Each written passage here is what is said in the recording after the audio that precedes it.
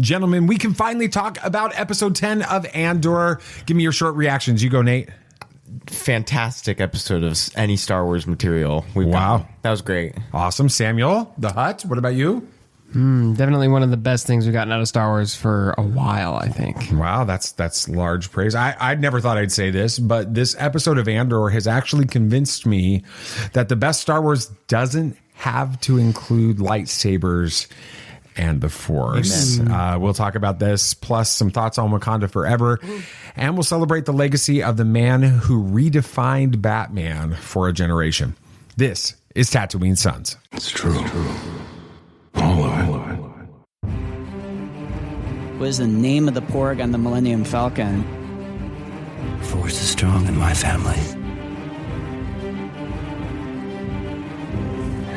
What do you think his name is? It's a big moment. I am a Jedi, like my father before me. Maybe Turbis? Do or do not. There is no try. Turbis? Pablo, if you're listening to this live stream, that porg's name is now Turbis. It's a good Star Wars name. We're not done yet. These guys recorded an awesome podcast called Tatooine Sons. Everybody was lit.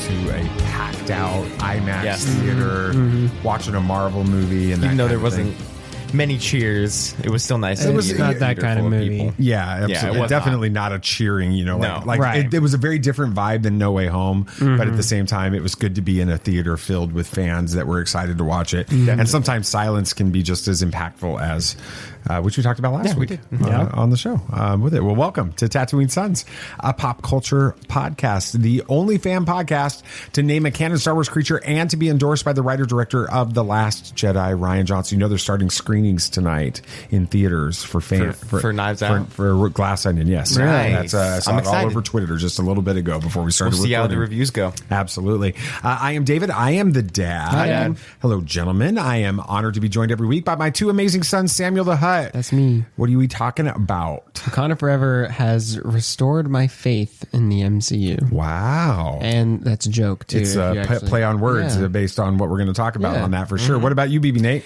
The world lost a legend this past week. Absolutely. We'll definitely have a lot to talk about with Kevin Conroy for sure. So You dad? Yeah, there have been some powerful words spoken in the 45 years of Star Wars, but the words of Kino Loy in episode 10 of Andor may have climbed to the top of the list. All right, Luthen. Clever. Ender. Clever. Andor. Climb. Ender. With that. So thank you guys so much for listening to this show. We definitely appreciate it.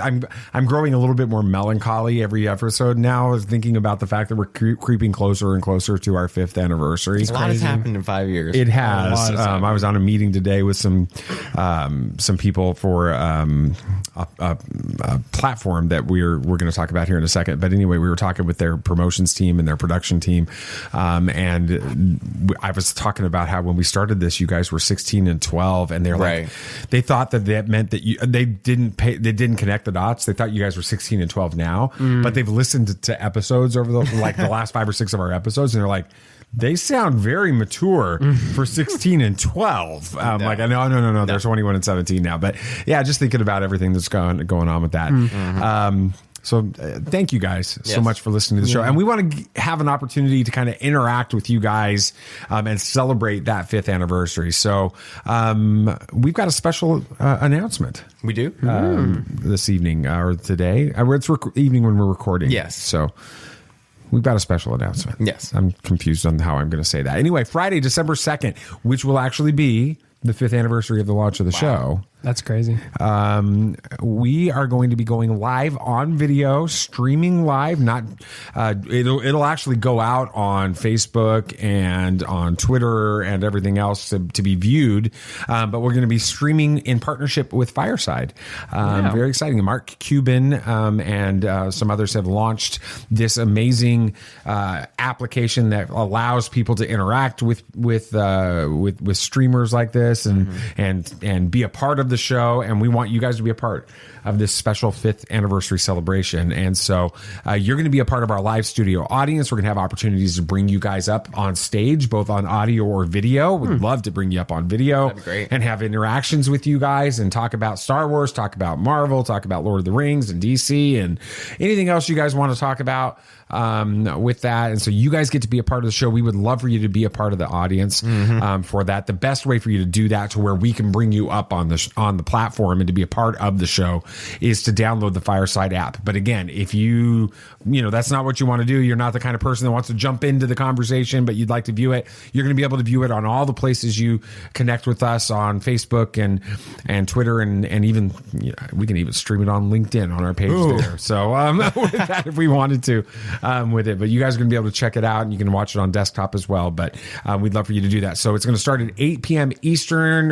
We'll go for probably couple hours just talking some Star Wars and some of this other stuff and interacting with you guys. Excited to do that, and we may have some pretty exciting things to talk about on Friday, December 2nd that we can't talk about right now.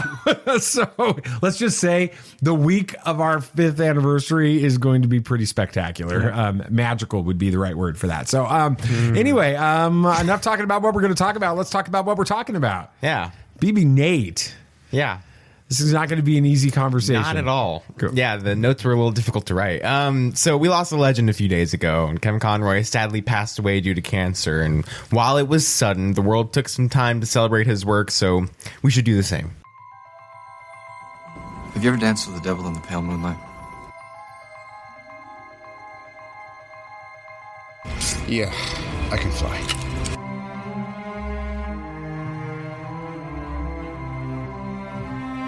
I'm here to fight for truth and justice in the American way. The people in this room, which one is A, wearing a spangly outfit, and B, not of use? There's only one God, man, and I'm pretty sure he doesn't dress like that. Batman has no limits. I actually watched Batman vs. Robin a couple days ago. The animated. Yes. Not the movie. There's no movie. There's Batman and Robin. Batman and Robin. But Batman vs. Robin, the animated movie, you watched that we did. a few days ago. Yeah. Sammy, you've seen that before, That's too. the one with the court, right? Yeah. Did you know that actually Kevin Conroy voiced Thomas Wayne in that? In the That's flashback amazing. Series? Yeah, I he didn't voiced realize Thomas Wayne that. in those movies, which was pretty cool. That is cool. I was watching it for this is probably the 5th or 6th time I've seen this movie, and I just noticed it for the first time this time. I was like, oh, that's pretty cool. It was amazing. fun. But yeah, Kevin Conroy was and always will be the Batman. That's easy to say. Back in 1992, audiences didn't know what this new Batman cartoon was going to mean, but they soon found out. Kevin brought a side of Batman to audiences that we'd never seen before, a human side. Batman was someone we could look to and finally relate to. And we've seen it in the comics a lot, but never in movies or TV, especially not Adam West's TV series until then. Yeah, very different for sure. Dad, did you actually watch any of the Batman animated series when it came out in the 90s? I didn't realize it was all the way back in 92. Is that what you said? But I definitely remember watching that series a lot over the years. I remember when I think of the Batman animated series, my mind goes to my first apartment here in Daphne, Alabama. Really? When we first moved down here.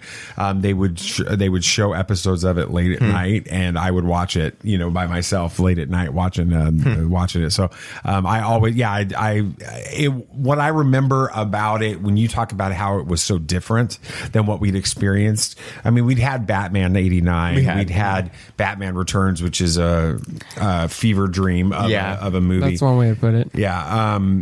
And of course, the Batman TV series, Adam West version of it, which was, hey, that was cool Batman when I was a kid. Right. I thought that was awesome to have Batman, but to get this, it was very different. It was It was dark. It was literally dark. I mean, it's always, the scenes are usually dark, but the animation was different. The scoring was different, and it felt like, we talk about this a lot, but it did kind of feel like we were watching a graphic novel, not a comic book, right? A graphic novel in animated form, and that was the first time I'd ever experienced anything like that.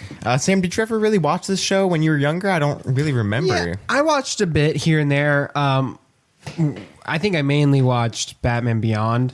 Okay, yeah. Which I know he's in it as Bruce. He was old Bruce. But one thing I do remember, I don't know if this is still, if it's tied into this series at all, but there was a movie. It was like Batman and Superman or something like that. Joker Batman, and Lex Superman, Luthor swapped places. I remember watching that movie a lot and really enjoying that movie. So what was that movie part of the animated series? It was canon or chronology, yes. or whatever? That was a part of it, and then you had the Justice League show, and then the Justice League Unlimited show, and all of those are part of the same canon. Now, clarify this. I know we've talked about this before, but I always seem to get muddled with it. Was the Mask of the Phantasm, was that the beginning of this, or was that later on that they was brought about it a in? year after this show came in. Okay. Started about a year and a month on the day about. Okay. So yeah, it was a big deal. But speaking of that, I mean, the show not only impacted animation with it being the first cartoon show ever drawn on black paper to kind of get that gritty dark feel that I mentioned, but it soon made its way to cinema with the amazing Mask of the Phantasm, and we actually got a chance to see this in a theater a few weeks ago. Absolutely, on Batman Day, right? Yes. What did y'all think of that movie and its portrayal of Batman? Yeah, it holds up with modern interpretations of Batman and modern films for Batman. It doesn't feel, a lot of people think that just because it's animation means it's for kids, and while generally animated things are geared towards kids, this movie didn't feel like a kid's product whatsoever. It had a deep story, it had interesting characters, it had emotions with Bruce and I forget her name, the girl Andrea, not being able to be together and all of that, and like him begging his parents to let him go back on his promise. I mean, expect to be happy. That's some heavy, that's some heavy stuff. And again, that's all due to Kevin's amazing portrayal of Bruce. Not only Bruce, but Batman too. I mean, he defined both versions of the characters and how it's to be portrayed. Definitely. Absolutely. And then of course you can't help talking about the Batman animated series and specifically the Mask of the Phantasm without talking about Mark Hamill's Joker. Well, it's the other side of the coin. It really is. And that's one of the beautiful things about the animated series with Kevin Conroy and Mark Hamill is they capture those characters so well, and the dynamic of the arch rival that Joker is in Batman in the story. They captured that in the interaction is fantastic. It's I don't know if you guys saw Mark's comments I did. on the passing of Kevin Conroy, but obviously this is a big deal to him too, and so we but again I can't help but think about, when I think about Batman the animated series, I automatically think about the Joker in that, and how it sort of changed the way that the Joker was portrayed in my mind in a lot of ways. Because my experience with the Joker had been Cesar Romero and Jack Nicholson, and then it's some comics, but I wasn't into the Batman comics. This one was really good. It was, and you don't get the Bruce Wayne and the Batman that we get in the animated series in the Mask of the Phantasm without the amazing portrayal of the Joker that you get by Mark Hamill. Definitely.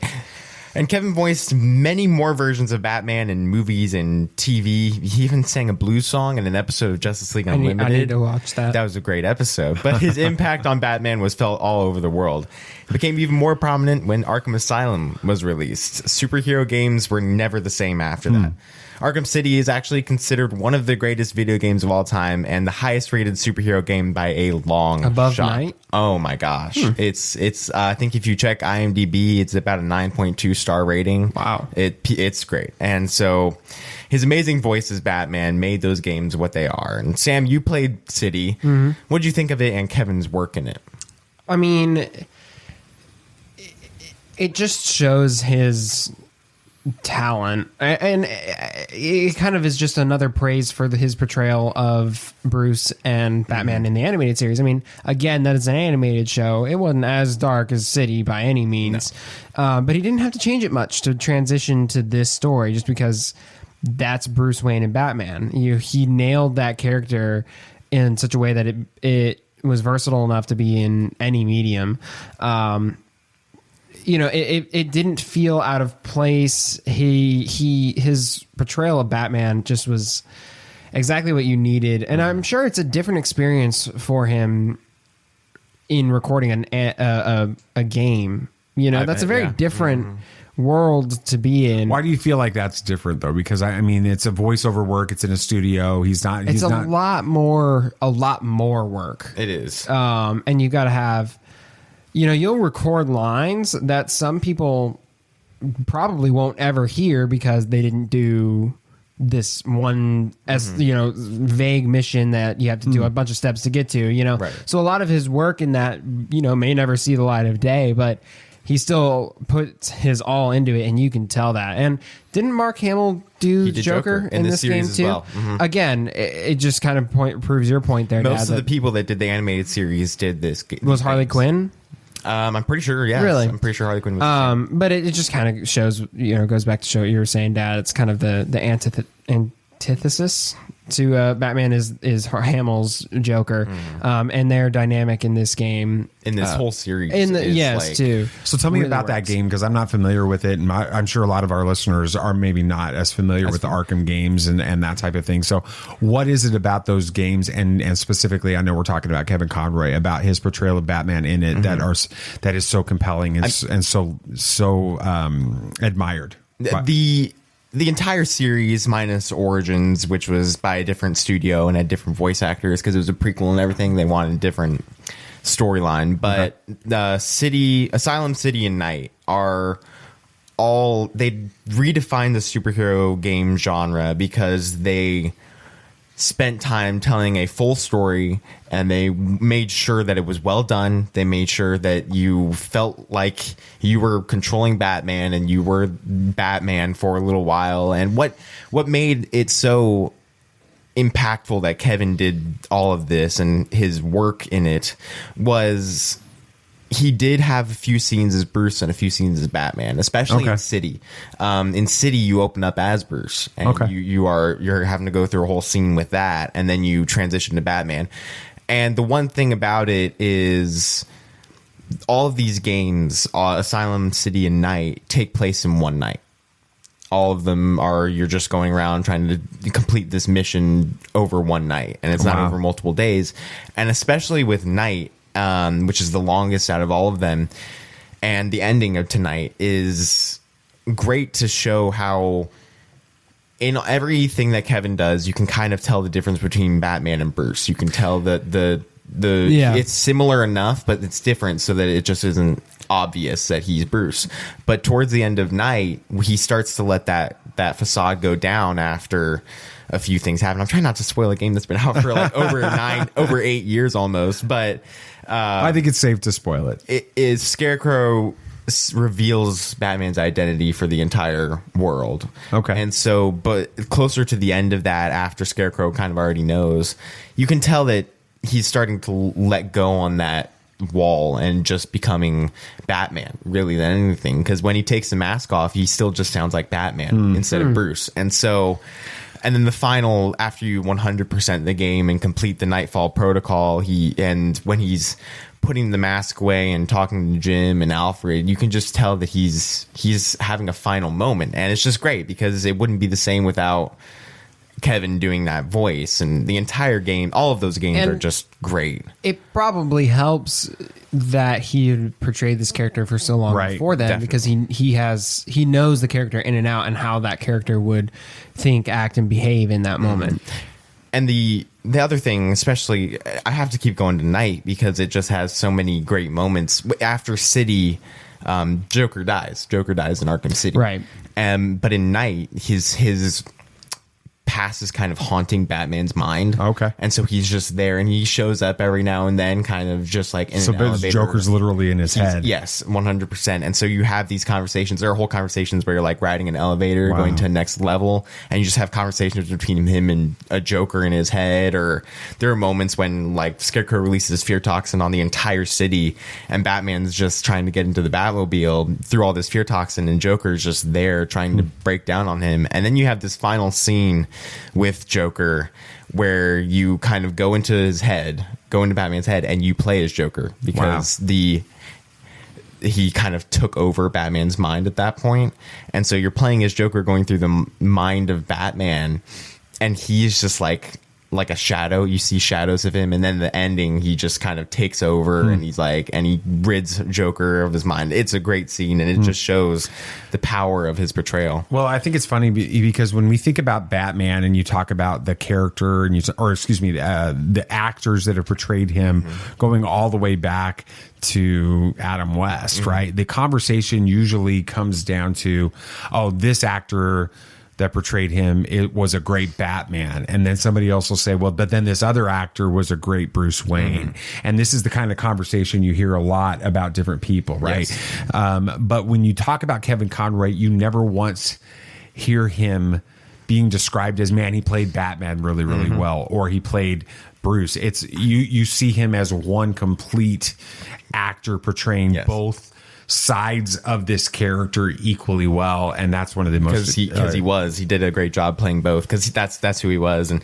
actually, Kevin even kickstarted the DC animated movie universe with Flashpoint Paradox. He voiced Batman in that, which is an amazing animated movie and an amazing cinematic universe that Sam still hasn't seen. Yes. Still need to finish Still need to watch it. Yeah. It's a great movie. It is a good movie.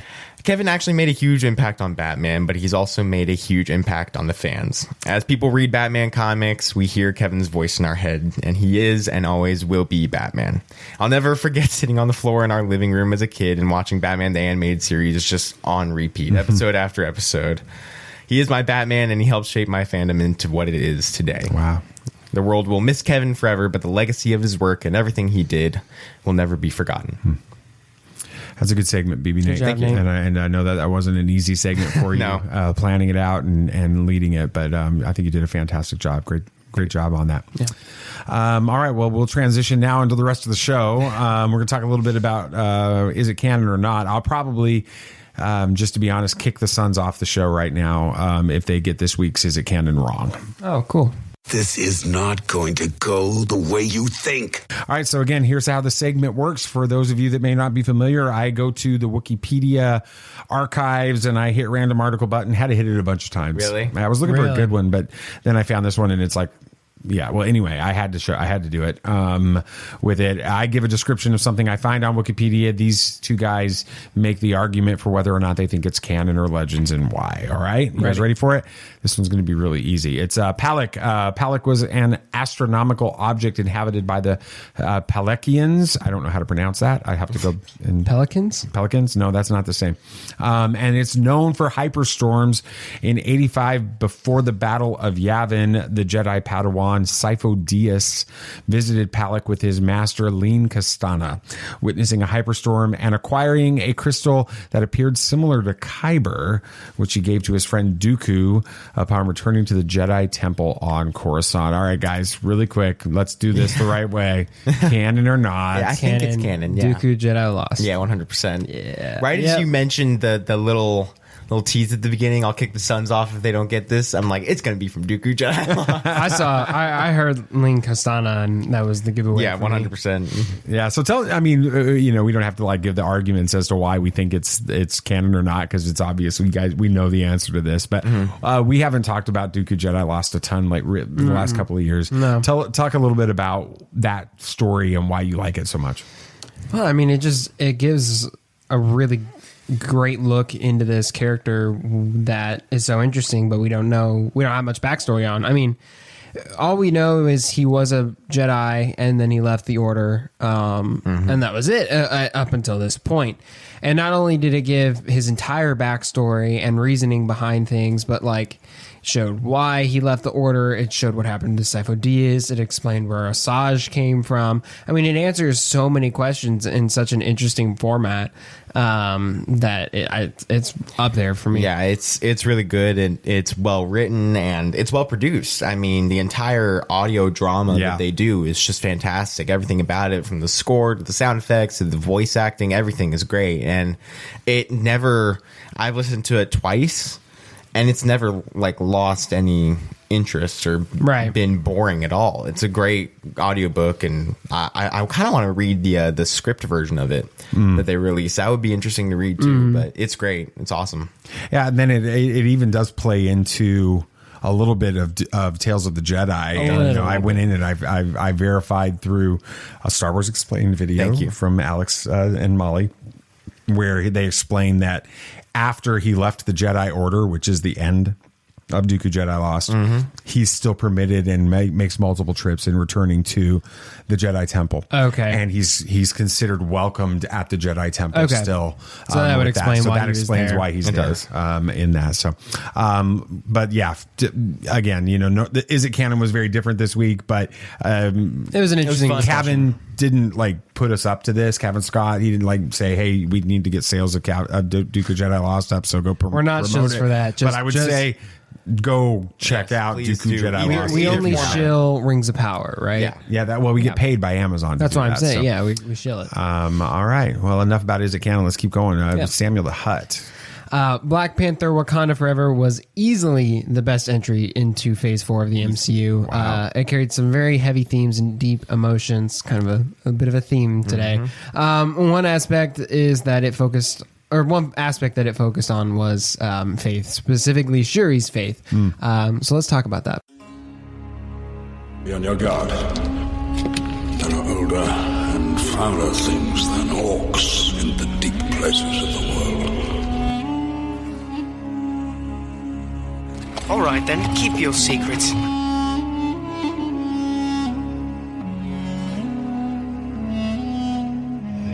coming to us. Is as the footsteps of Zeus.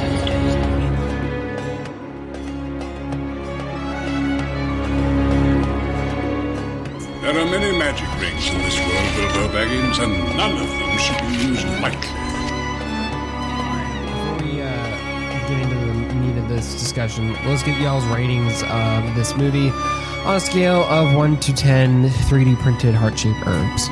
Interesting. Nathan? Never thought I'd see a 3D printer used that way. Yeah, I didn't either, but it is pretty cool. So, gosh, I mean, I've seen it twice now. Yeah, we both have. Yeah, Sam hasn't had to. Sam had to study for a test. Yeah, I'm not happy. You'll have to go see it sometime soon again, which means that I'll just go see it. It'll be Christmas time by then. Seriously, yeah. Right? But gosh, I mean, I loved the length of this movie as well. I loved how they took time. Apparently, there's a longer cut of it that was just like release the long cut, the director's cut that was just like Ryan Coogler was just talking about it. So release give the that to me. Coogler cut. Release the Coogler cut. Yes. But I'd an 8. Even though there wasn't much wrong with it, I feel like a couple points just kind of fell flat. I feel like some of the Talokans just fell a little off. Yeah. Not Namor, but just some of the Talokans. Yeah. The scene where Shuri's visiting Talokan, that just feels a little off. That I fell asleep the first time, just a and few you almost minutes, fell asleep and again. I almost fell When asleep I the think second back to time. the movie, that's the one scene that I'm like I could have done without that. I mean, when she goes into the suit and visits the city, I mean, the rest of it, her being... So for us, this is the Canto Bite sequence. Yeah. You just can do I guess. I mean, not that it was like horrible and ruined the movie. It did play later into the movie, and it's good. I mean, it was necessary. It just felt a little off. Okay. But yeah, I'm going to give it oh my gosh, I'm going to give it an 8.5. Oh wow! And the reason I'm going to do that is because I think that how many MCU movies have there been? 30 now? Jeez, I don't know. There have been a lot. Let's just guess. It's roughly about 30. I think like 27 or something. Yeah, roughly almost 30 movies with it. This was the absolute perfect opening to this movie. That don't sound right. What? It says Marvel movies in order. How to watch all 39 MCU movies. No, maybe series including and series and series. Okay, I was like, no. So back to my point. I think it was the absolute perfect opening to this movie and the absolute perfect close to this movie. And there was a lot of really amazing things that happened in the middle. I would probably put everything in the middle at like a 7.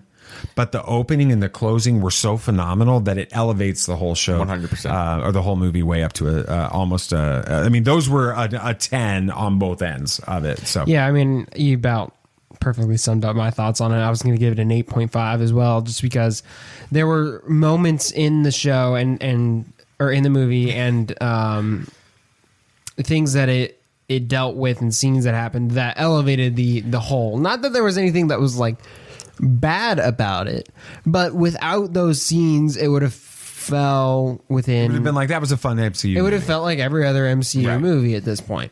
But it had those moments to really elevate it. And, you know, an 8.5 is almost a little lower than I'd probably maybe thinking it. I got to go see it again, though. But yeah, let's get into the actual discussion. So, first off, the movie. Well, I mean, there's this idea that Shuri is like praying to this deity that she doesn't believe in. It's sort of like a last resort, right? She's a scientist. Her faith has always just kind of been a cultural thing. It's like, yeah, it's just what you do around here. But she never really had any real genuine faith into it, but she still feels like this need to pray to this deity in hopes that T'Challa won't die, right?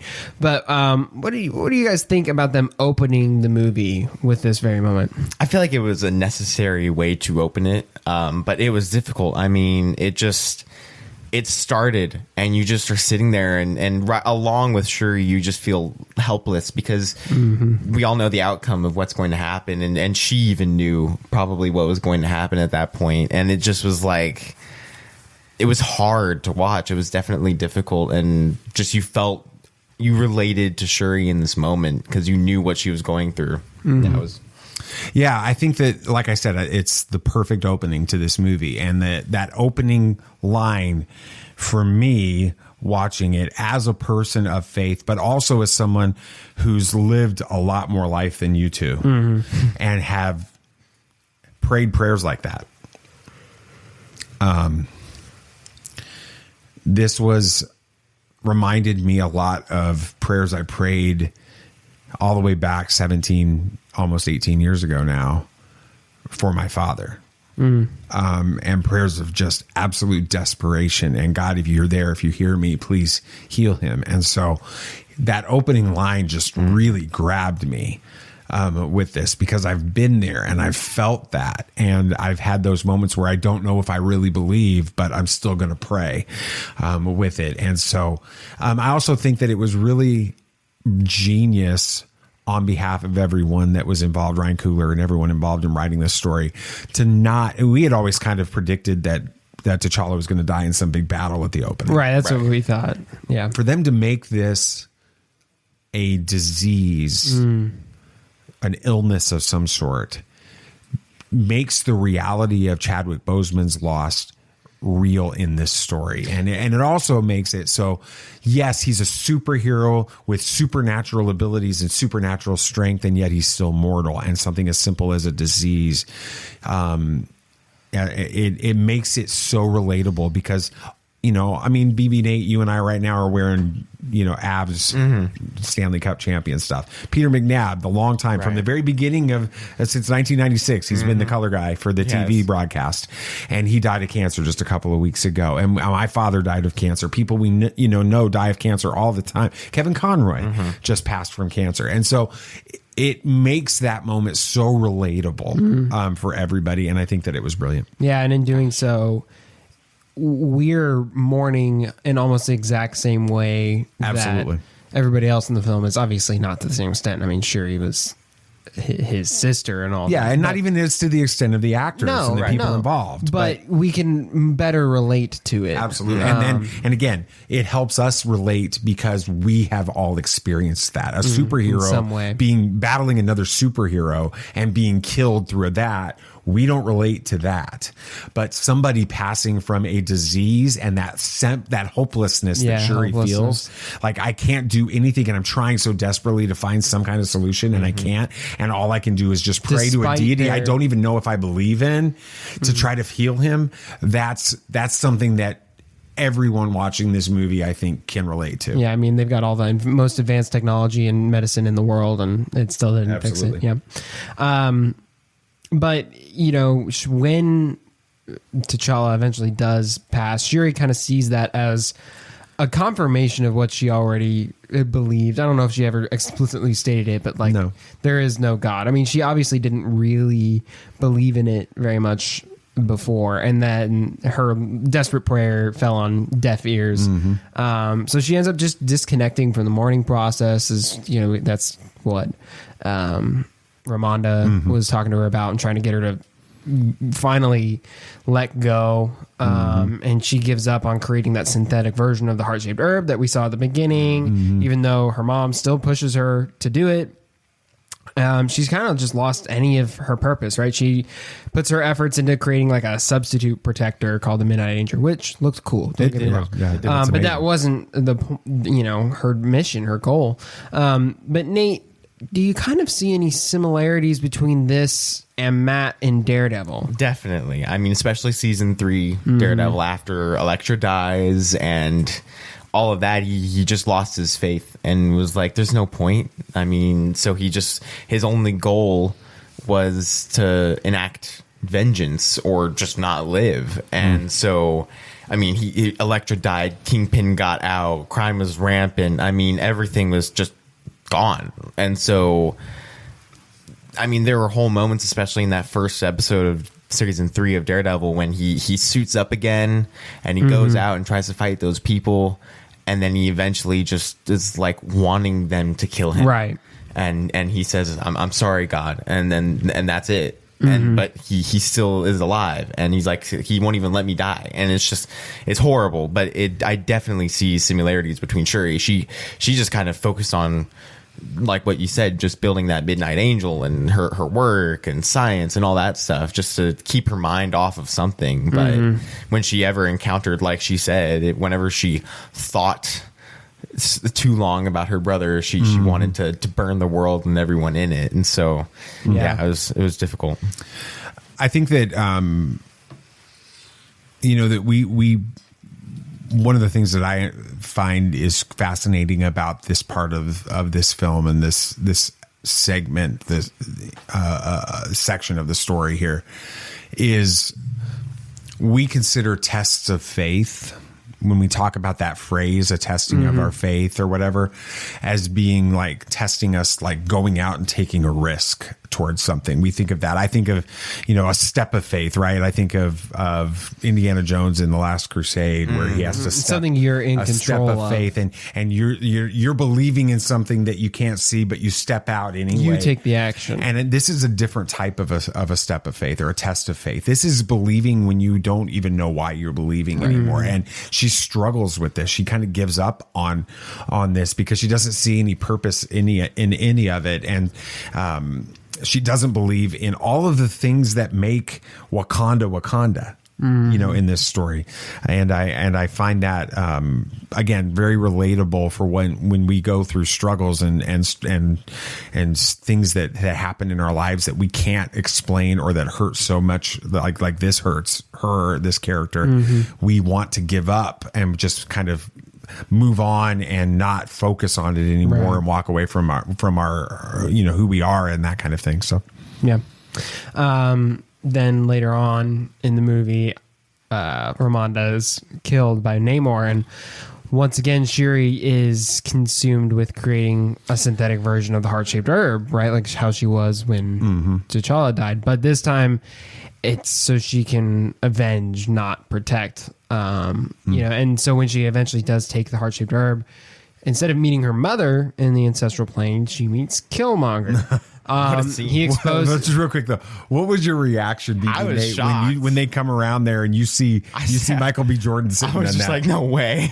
I'm like, I didn't expect it at all, because I didn't think he would even show up in this movie, but it makes sense. It really does. It makes sense why he was in this. I don't think there were any rumors. No, he was nobody saw that coming whatsoever. I mean, how could he? He was dead. We thought that was it. We didn't think he could show up in the ancestral plane. But as he's talking to Shuri, he exposes the vengeance and hatred within her. Right? She's trying to avenge her mother's death in the exact same way he's trying to avenge his father's. Her motivation for becoming the Black Panther is ultimately the same as Killmonger's. So in the end, she kind of fails to accept that the eternal ancestral plane is true because it wasn't what she expected. It wasn't what she was always told. Yeah, she comes back and she's like, it didn't work. Right. She just denies it because why would that? It was easier to deny it than accept the actual truth but she that knew was it was true. Now, this may just be a misunderstanding on my part, but why did she meet Killmonger and not her mother? Because if you watch the scene, he says, he's like, you chose me. And she ultimately did, because she wasn't there she wanted to meet her mother, see her mother again, or she wanted to see T'Challa again. But ultimately, in her heart, she was aligning with Killmonger and what his mission was. And so he showed up and he knew it. And so she was wanting vengeance at that point. And I mean, Killmonger knows all about that. He ultimately did create vengeance. And so there was many times when we saw it later in the movie and everything that we saw Shuri just becoming like Killmonger. I mean, well, even the costume, her suit is like a mix. Is a mix of T'Challa and Killmonger's. Which I thought was kind of cool. Yeah, I think that you nailed it, BB Nate, when you said that she, this is her choosing.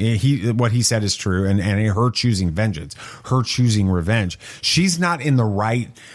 She's not trying to be. She's not in the right spirit at this moment to interact with T'Challa in the story, or.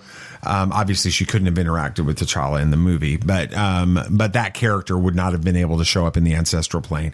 And even her mother, Ramonda, who she's reaching out to as she takes the herb, asking to meet with her, that's not the place that she's in. She's got to address this darkness that's within her. Her motivation for becoming the Black Panther is exposed when she comes around, and I don't think she even understands it at that point. Right. I think that she's still trying to fool herself into thinking she's doing this for the right reason.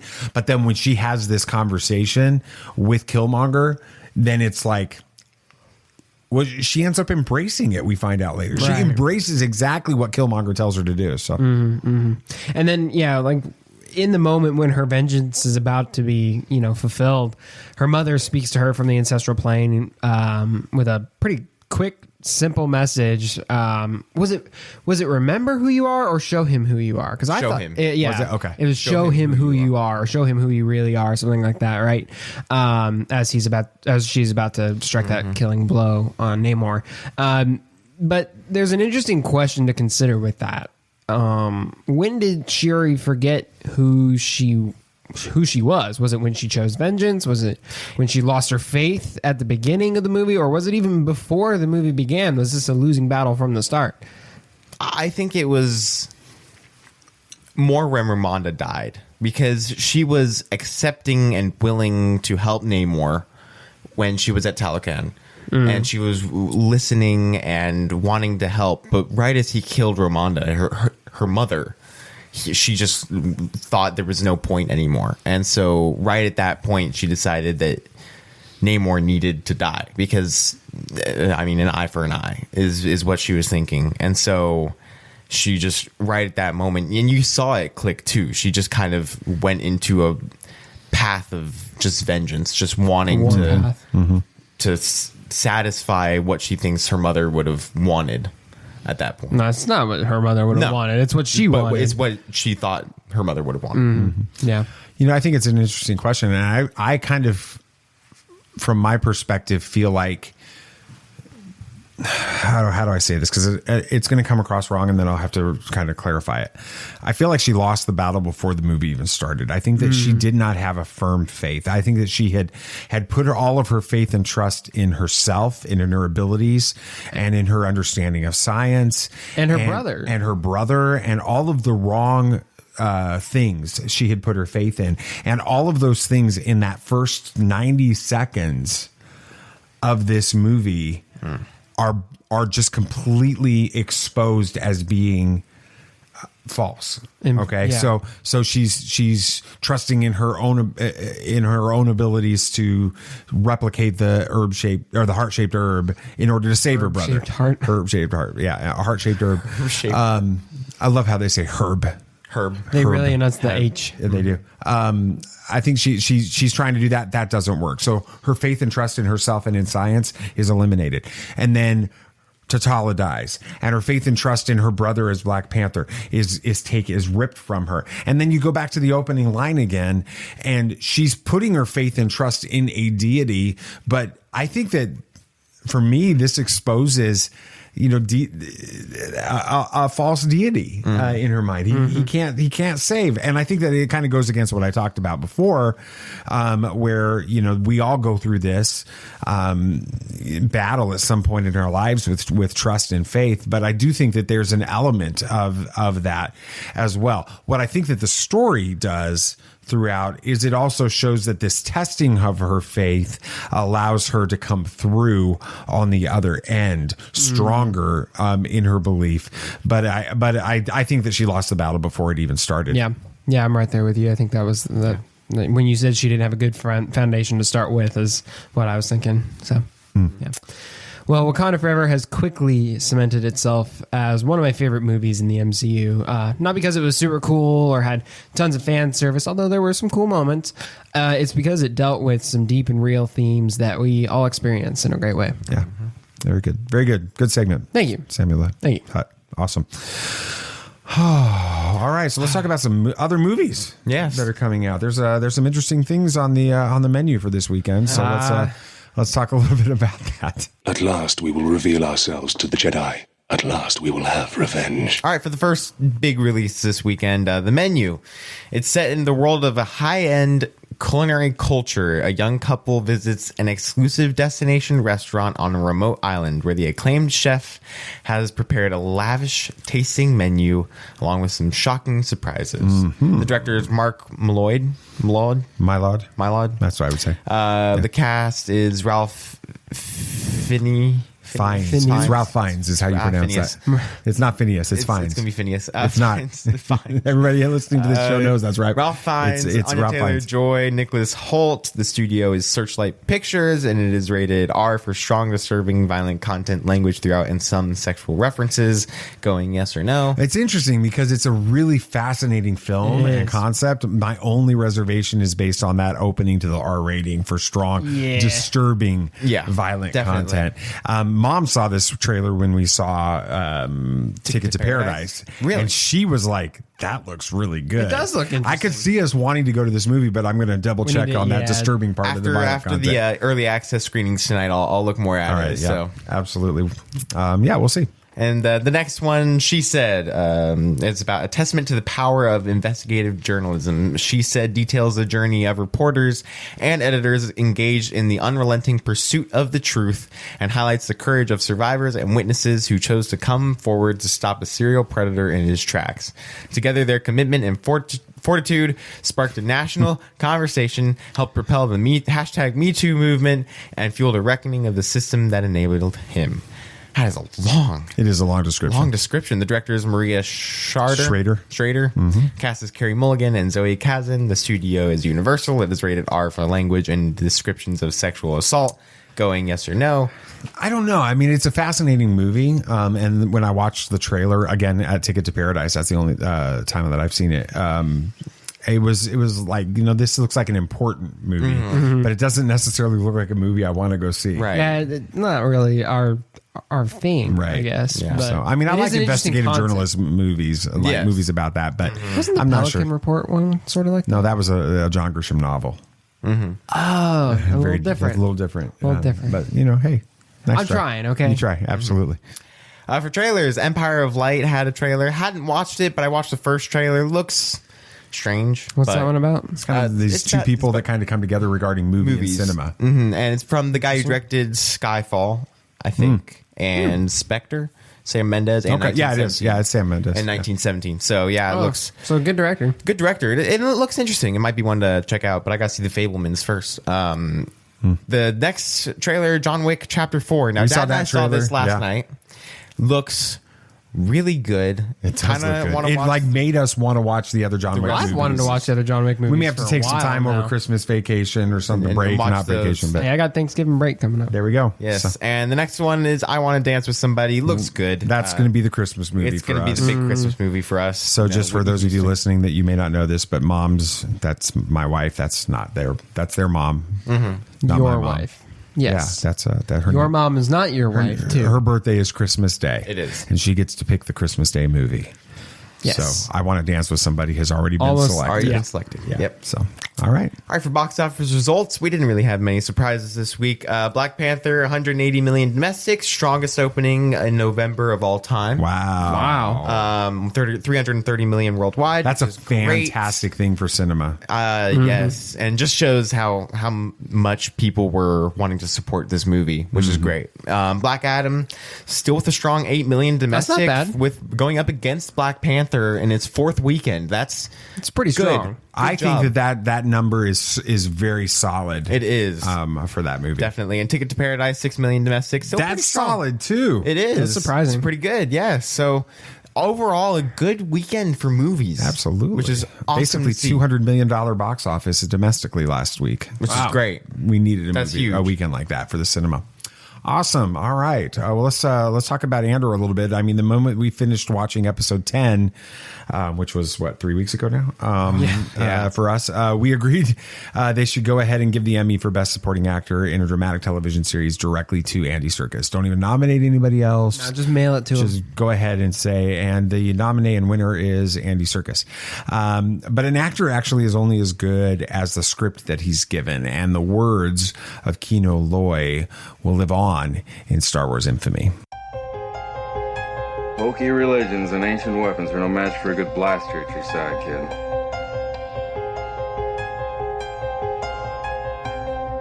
Rebellions are built on hope. Force is with me, and I am with the Force.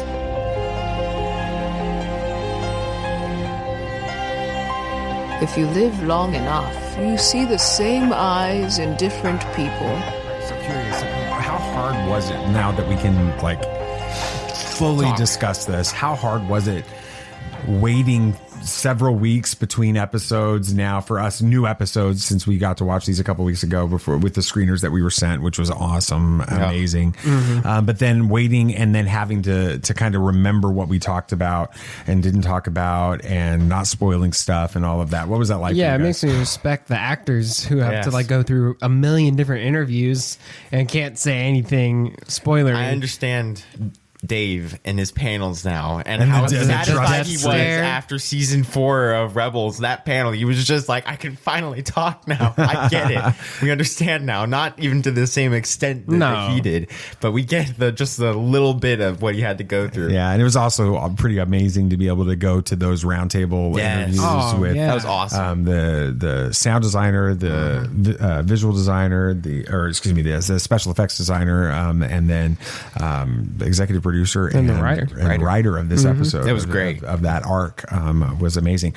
Let's talk a little bit about kind of, I want to focus in on, because again, we mentioned it in the teaser to the segment, but for me, this episode is all about Andy Serkis's character. Yeah, 100%. With it. And I know a lot of people are just absolutely thrilled with Luthen Rail and his ending to this episode, which was fantastic as well. And I've watched this episode 4 times now. Goodness. I've only seen it twice. And it's phenomenal, but I'm just fixed on Andy Serkis's performance in this. And throughout the Narkina 5 arc, as we think about Kino Loy, he's sort of worn a mask of confidence, and he carries it forward into the way that he speaks to the prisoners under his charge. He orders them around with a raised voice and very firm resolve. But then when the prison breakout reaches its most critical moment, he actually loses confidence, and he seems very weakened by everything that happened around him at that point. Nate, what's happening from your perspective inside of Kino Loy in this moment that sort of steals his voice from him. I think it's a combination of just he's been there for we don't know how long, and he's been working for so long, and it's just the fact that this plan worked. And they're finally at that moment, and I don't think he actually believed he would get to that point. And then at that point, he just has to think. He's like, I can't get out of here. He can't swim, so he had to think of how to lead these other people into the place that he can't go to. And so that was definitely a big part of it. I think it's also just a major change in the norm for him. I mean, like you said, he's been doing this for who knows how long. It's the same routine every single day, basically. I'm one who I do enjoy a good routine. Yeah, me too. Where everything's just the same every day. Like, I would almost probably be fine eating at the same place every day too. I probably wouldn't get tired of it. When you're a college student. when that routine is taken away or changed, it throws me off big time. Mm-hmm. I can't imagine what Kino Loy would be going through in this moment too. And he has he found his safety in that routine. Right. His security was in that routine. I mean, he had a pseudo position of authority in his routine. And when that moment happened, I mean, there was no leader or authority anymore. Everybody was just out for themselves to get out of there. So it was a complete 180 shift for his world. Mm-hmm. Going back to the end of episode 9 and really all through episode 9, Cassian is constantly asking Kino Loy to tell him how many guards on each level, and then when he finds out what's the name of the guy that dies, we had it. Olaf. Yeah. Oh yeah, Olaf. That's right. When Olaf dies, it's kind of like how many guards on each level, and he says without any hesitation, 12. Never more than 12. Right. Okay, that's it. Do you think that in his mind, for however long he'd been in that prison, which could have been decades at this point, we don't know, that he'd been thinking through how to escape this time himself and counting those guards and trying to process it, and now he's standing in this moment and it's actually happening? I think that'd be natural for anyone to just kind of do. I mean, you got to find some way to pass the time. What better than to figure out how you break out of prison? So yeah, I think he definitely considered that. Yeah. It's interesting because Kino pauses at one point very early on in his address to the prisoners, and he looks over at Cassian, and it's then that Cassian kind of challenges him and saying, is that all you've got?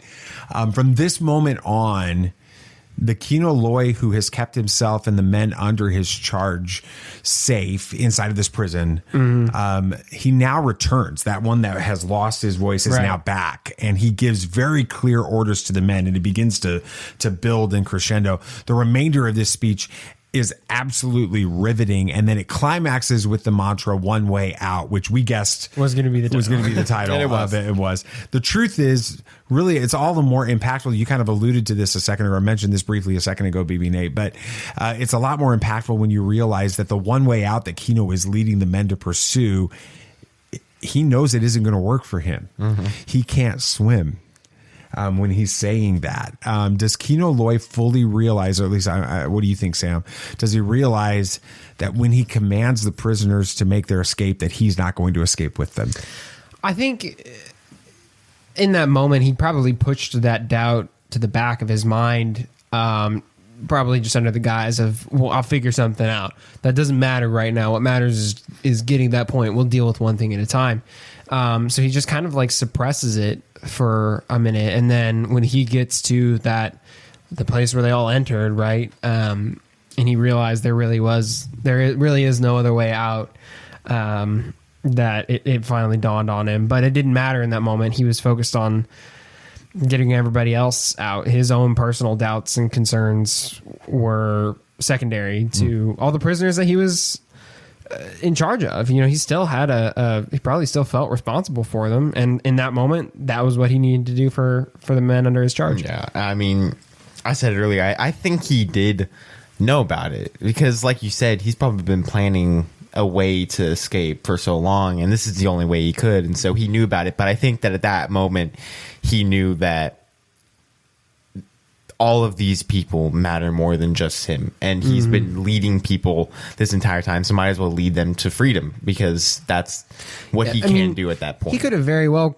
commanded everybody to take up arms and find another way out. You know, fight your way to a ship, or maybe there's some underground tunnel, but that wouldn't have been as surefire, I bet, and more people would have probably been killed. Right. So he had to tell them a way that he knew he couldn't go, which is, there's a moment that I haven't really heard discussed much since this episode was released. But, you know, there's this shot the scenes keep cutting to the prisoners in their cells while Kino's doing his speech. Right. And there's this moment where you see this specific prisoner, and they keep coming back to this specific prisoner. That's the night shift. I think you're right with that. And he hears Kino's description of the situation, and then he stands up. He's in his cell, and he stands up, but you can tell he's kind of hesitant to step out onto the floor in fear that it's still electrified. Right. And he's going to die when he does it. And then he hears Kino say, you know, the floors are safe or whatever. I don't remember the exact line, but anyway. And it's that point where he kind of takes his own step of faith, and he realizes that what he's hearing is true. And then you start to see this resolve come over him as he's leading others in the cell block to their freedom. I think it's really powerful. BB Nate, why do you think that Kino Loy's words brought the prisoners in the whole scene, not just him, but others, brought them to action? Because I think that it being like Sammy said, it was out of the routine for all of these people. And so hearing that probably made them listen more. And at that point, they were desperate for just any sign of hope. And so one person took that step of faith, and then everybody else learned that they could do it too. And so it kept kind of like a butterfly effect to everybody. And so everyone started to lead out. And so Kino Loy and his words and his amazing speech helped all of these prisoners kind of just learn, okay, this is fine. And then, you know, other people helping the people on the floors and leading them to a better place was important too. And so all of that was a big deal, especially. Yeah, I mean, I think it helps too that Kino Loy was one of the leaders, right? You know, his words have more authority just as is. You know, the people needed a strong voice to lead them, right? I think had he continued on the way he did at the beginning of his speech, I doubt many people would have really followed through with it. Which is kind of why Cassian challenges him. Right. Yeah. And once he finally, he finds his resolve and starts addressing the prisoners in that regard, everybody's like, oh, he means this. Yeah. This is actually happening. Exactly. And then they begin to take action. Yeah. Well, let's talk a little bit with throw in a dad moment here. I am your father. For a show called Andor, about Cassian Andor. It's interesting that we spent most of this segment talking about somebody else with this. It's been that way in a lot of the conversations about this series. But that's one of the most compelling characteristics of Cassian. He leads without being upfront. Some of the very words spoken by Kino Loy in his address to the prisoners when he says, I'd rather die trying to take them down than giving them what they want, were actually first spoken to him by Cassian. Right. And it's the same thing that happens when Jyn Erso in Rogue One, she says that famous line she uses before the rebellion leadership when she says rebellions are built on hope. Cassian Andor is the one that said that to her with that. So he inspires others to lead, but it's not really through his own rousing speeches. It's through one-on-one conversations that end up changing the galaxy with this. And there's a really important lesson in that. You never know when a few words said in private to someone else can end up changing the world. So the lesson from that is choose your words wisely with that. And while episode 10 felt very much like a season finale, there are actually still 2 more episods of season 1 of Andor coming, one tomorrow. And I'm not sure that they can top what they've already gotten, but I'm excited to see them try with that. So, all right, gentlemen, anything else you guys want to talk about? Anything else? David Harbour teases that Thunderbolts will drop a bomb on the MCU. Interesting. Whatever that can mean, I have no idea, but I'm intrigued. I'm still trying to figure out how Everett Ross is connected to Thunderbolt Ross. Exactly. I'm wondering that too. You're not following, are you? Not at all. Everett Ross? I thought his nickname was Thunderbolt. No. Martin Freeman's character in Black Panther, his name is Everett Ross. And Ross from General Ross. So and he's married to Val. Baroness. Maybe it's his dad. That's what I think it is. I think I haven't looked it up yet. See it. Awesome. Well, I think that it's probably established in the comics. We haven't paid attention to it. We don't know it. Yeah. But anyway. Jason Momoa responds to Lobo's speculation over his dream DC Universe project. I don't remember what he said. Well, there's been a lot of rumors because if you know the thing. Mm-hmm. No, he wants to play Lobo. I wouldn't, and he would do great. I mean, he just gives off that vibe that he would do great in every way. And he said he wants to play that character. Yeah, but I'm not sure if that's what his that project is going to be. We'll see. But all right, heck, that'd be great. Would you like that? Cool. Oh, he would. Tell me really quick, 30 seconds. Who's Lobo? Lobo is a galactic bounty hunter that rides a space motorcycle, a leather jacket, and smokes a cigar. He's in the X-Men animated series. Lobo? I've seen him. Yeah. How is Lobo an X-Men? No, he's not an X-Men. I'm sorry. Where am I seeing in this guy before? I'll show you him. You probably know him from somewhere. But I was like, he definitely wasn't in the X-Men. No, he doesn't. You know what, though? That's what happens as you get to the end of the episode. You start going off script, right? Right. With that. All right. The first 2 episodes of Andor are actually going to be shown on ABC, FX, Freeform, and Hulu over Thanksgiving holiday. My quick question. I'll start with you, Samuel Hutt, and then Nate, you respond. Is this a mistake? Should they go with 3 episodes? Yes. No. From a business point, no. Because if people are watching this on ABC or FX or something and they don't have Disney Plus, they're going to see these first 2 episodes and be like, well, dang it. Now I got to see what happens in the 3rd episode. There's not enough in the first 2 episodes to hook people, I don't think. That's what I'm concerned with. Because this was going to be originally a 2-episode premiere. And so I think people will be hooked to see what happens in the 3rd episode. We discussed at the beginning that 3 was the way to go. They're definitely going to be testing that out with this. Well, that's going to do it for this episode. Yes. Thank you so much for listening to Tatooine Sons, a pop culture podcast. We appreciate it very much. Yeah, if you had a good time listening, it would be awesome if you could share this with friends and family and all that stuff. Yeah, and of course, the show is only a small part of the Tatooine Sons world, so be sure to like us on Facebook and follow us on Twitter to get in on all the action. You can also keep up to date with everything we've got going on at TatooineSons.com. That's right. Don't forget to follow the show on your favorite podcast app so you don't miss our next episode, and then give us a review on Apple Podcasts or Spotify or whatever podcast app you prefer. That's going to be awesome. Anything else you guys would like to say? May the Force be with you. May the Force be with you. May the Force be with you, always. This party's over. I like that Wookiee. Don't get technical with me.